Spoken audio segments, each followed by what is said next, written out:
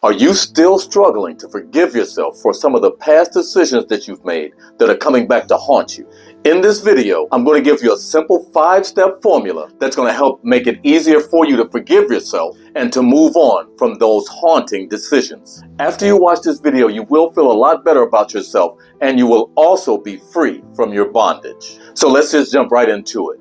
The first step is to understand that there are decisions that produce outcomes that you desire and decisions that produce outcomes that you do not desire. Consider this.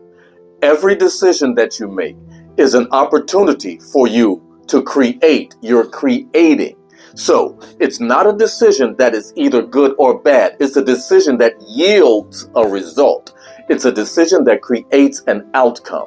And the sooner you look at it like that, the sooner you really put the right title and reframe decision in the right way, the quicker you can start forgiving yourself for those decisions that you say are bad decisions that are haunting you. So a young man's walking down the street on his way to a convenience store, just wants to stop and get maybe a soda or something like that. And he sees a wallet on the ground right in the doorway of the supermarket or convenience store right as he's walking in. He looks around real quickly, shifty-eyed, and he picks it up, pops it in his pocket real quick because no one has seen him. No one has seen him. Now, he has a decision to make. Right there, he has a decision to make. It's not going to be a good decision. It's not going to be a bad decision. It's going to be a decision that gives him a result, that gives him an outcome. Do me a favor. Drop a comment in the comment section what you would do. No judgment at all. I'm just kind of curious because I know what I would have done back then and I know what I would do now. So just drop a comment in the comment section. There's a man right there at the front of the line trying to pay for his groceries, and he can't because he does not have his wallet. You guessed it. It was his wallet. Now, does this young man say, hey, look, let me do the right thing and give this wallet to him? No. He walks right past him with the wallet in his pocket because it had a nice little wad of money in it. And the man is panicking, bless his heart, because unbeknownst to this young man, the money that was in that wallet was for his son so that he could get his prescription filled this evening because he's got an acute case of asthma. If he does not have his medicine tonight, he could have a very fatal accident, a very fatal asthma attack. But you see, the young man has no way of knowing that.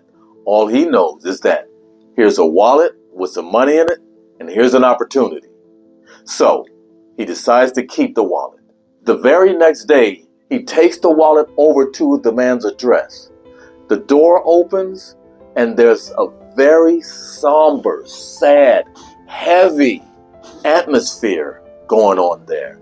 Because the son, he did not get the medicine that he needed, and he had that fatal asthma attack that they were trying to prevent from happening. So now this young boy has been haunted, because this has been years now. This young boy has been haunted for years by that one decision that he calls the worst decision of his life. It was a decision that produced an outcome that he did not want. He created his misery. So yes, that was a very unfortunate situation that young man found himself in. He created that situation for himself. You see, he did not expect on that particular day to have a title follow him around for all of these years just as a result of a decision that he made that produced an outcome that he did not expect. But it was a decision that can help him to be a much better person if he only does what's necessary, which brings me to step 2 in this formula. He can only forgive himself if he understands why he made that decision, because he's gotten tired of that pain that he feels. He's gotten tired of being haunted by the same thing every night. That one question, why didn't you just give me my wallet then? You could have prevented this from happening. The only way that this young man is going to be able to forgive himself is to figure out why it is that he made that decision in the first place. And that's what regrets do. They bring to our attention the things that we need to face, the decisions that we need to face, the decisions that we made or the decisions that we failed to make. We have to look those things straight, squarely in the eye and figure out why is it that we made those decisions. Then and only then, after we decide, okay, that's not who I am, then and only then can we say to that feeling, to that memory, to those hauntings, you have permission now to leave. You served me for a while, but you no longer serve me. And I get why you have continued to stay with me year after year, day after day. But now I give you permission to leave because I get it. And that brings me to the third step in this forgiveness formula. And that step is to ask yourself, what's next? What do I do next? Where do I go from here? You see, only after surveying the situation or taking a look at the situation for real, for what it is, can we say, hey, look, this is where I'm at. What's next? Grandmama used to say, ain't no use in crying over spilled milk. Just get a mop. So there was a man who loved to climb mountains. He was an avid mountain climber. And I mean, he probably has climbed every mountain that there is. And he set off one day to do some climbing because, again, it's something that he's very passionate about. So he found himself in a situation a little later on as he was right in the middle of his climb where he had become wedged. He slipped and he had become wedged between a couple of rocks that were on this particular mountain. And they were very heavy rocks. He couldn't move them himself. He could not get free. Now that's a totally terrifying situation. What's even more scarier than that is that he was on his own. He was all alone. And because he was stuck and he was alone, he had to consider every possible option. That was the only way that he was going to find his way to get out of there. He had to kind of figure out exactly, what do I do? So he rationalized, that no matter what, his arm has got to be freed from being wedged in this rock. I don't know about you, but there are just a few options that I would not consider unless I was in that situation. So he said, okay, the only way that I'm going to get my arm out of this thing is if I break my own arm. Now, can you imagine breaking your own arm? The pain that you would feel. The pain that you would feel. It would probably make you pass out. So that's the only way that he realized that he was going to get out of there. So what does he do? Snap! He breaks his own arm. And after the excruciating pain of breaking his own arm, if he was going to get out of this situation, he had to cut his own arm off. Come on. Did you hear what I just said? He had to cut his own arm off. Now, he's already broken his arm and is in excruciating pain.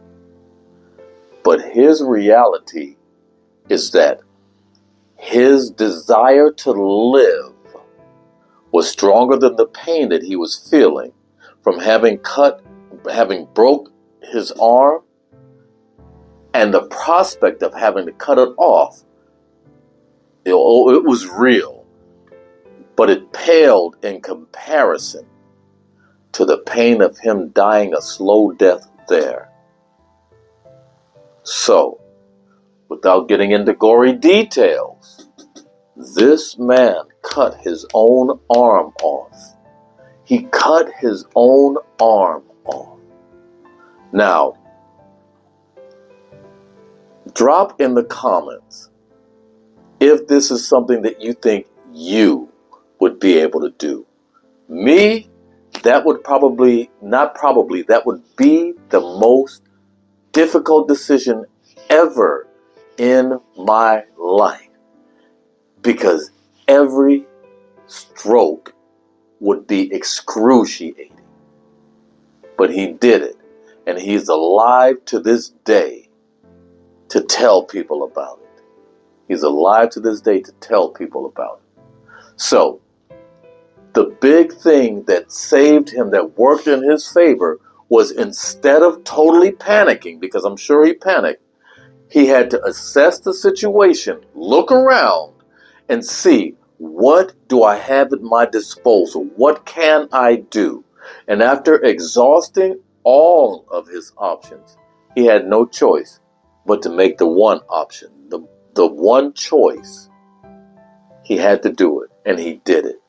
So, in faced with the decisions that we make in the past, we normally don't ask ourselves, if these are decisions that haunt us, that gave us an outcome that we really don't like. We normally don't ask ourselves, okay, let me take a look around and survey the situation and see what it is that I'm in.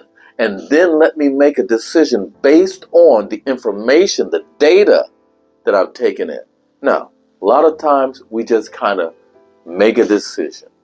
Now, the fourth step in your forgiveness formula is that you have to realize that you are worthy of better.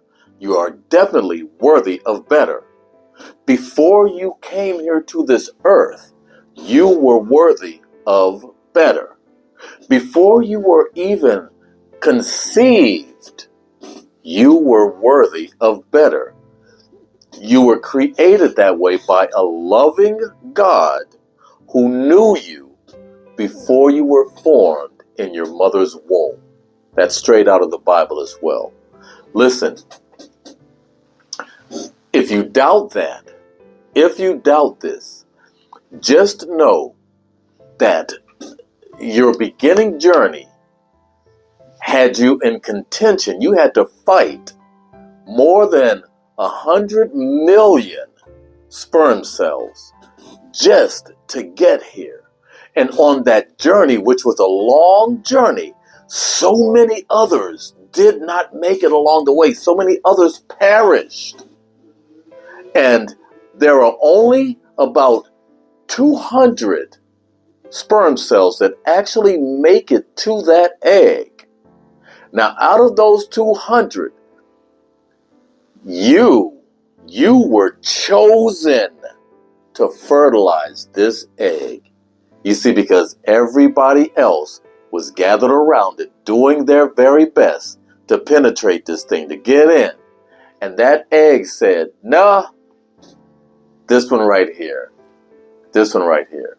Now, okay, yeah, I know it's not that simple, because that one sperm cell, you had to work your butt off and you did the job. But I just need you to see.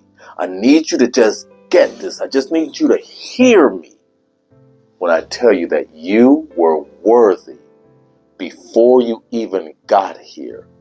And that is the fourth step in this forgiveness formula that you need to realize. You see, because if you were worthy before you got here, then that means that you are worthy of your forgiveness. You see, you've already been forgiven by God. Now it's just up to you to forgive yourself.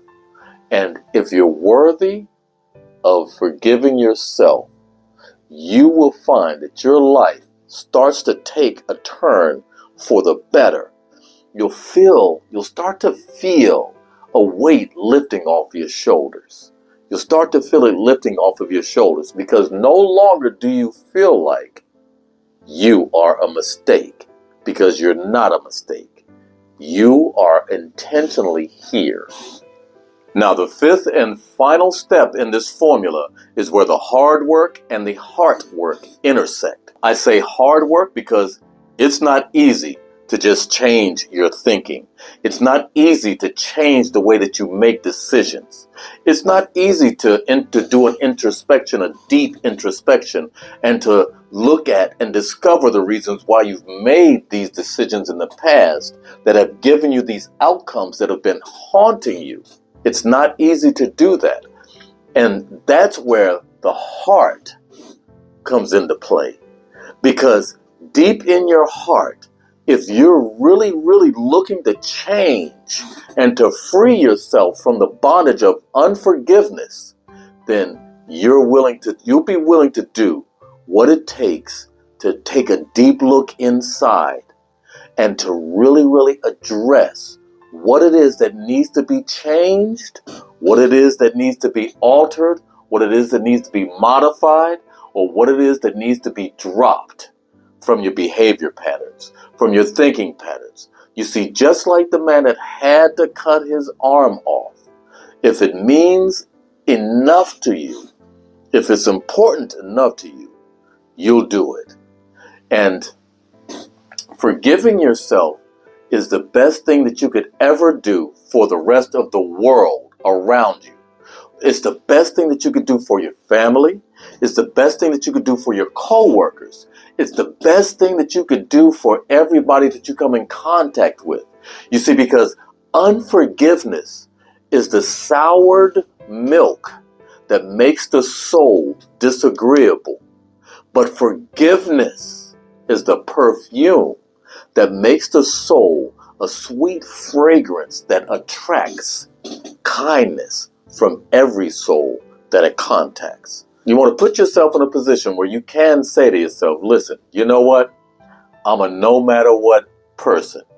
No matter what it takes, I am going to do the work that's required for me to forgive myself, because I'm just tired of feeling this way. I'm tired of this heavy burden being on me. And here's the thing, it doesn't have to be on you. Mel Robbins described it one time. Actually, she described anxiety, but this is like a backpack that you carry around, this guilt, this unforgiveness, and it gets heavier and heavier every step, because the more you put in that backpack, the more you think about it, and it just won't let you rest until you give it permission to leave. So there you have it. You've got 5 simple steps in a forgiveness formula that will help you forgive yourself. Now, I'm Richard of RHCG Motivation, and please don't forget to like and share this video with someone if you know somebody who has to forgive themselves, that's fighting with forgiveness. Most of us are fighting with forgiveness, and we think that when we forgive ourselves one time, that's it. No, it's not that easy. Sometimes we have to forgive ourselves over and over and over and over and over again. Take it from me. I've been forgiving myself over and over again for one decision that I made years ago, but it no longer controls me. It no longer defines me. When it comes up, I just once again give it permission to go. If this resonated with you in any way, please don't forget to subscribe to this channel for more content like this. And by the way, take a look at this video up here. This you'll like. So this is Richard. Please have yourself an amazing day on purpose, and it's never too early or too late to transform your life on purpose. I forgive you. God forgives you. Forgive yourself.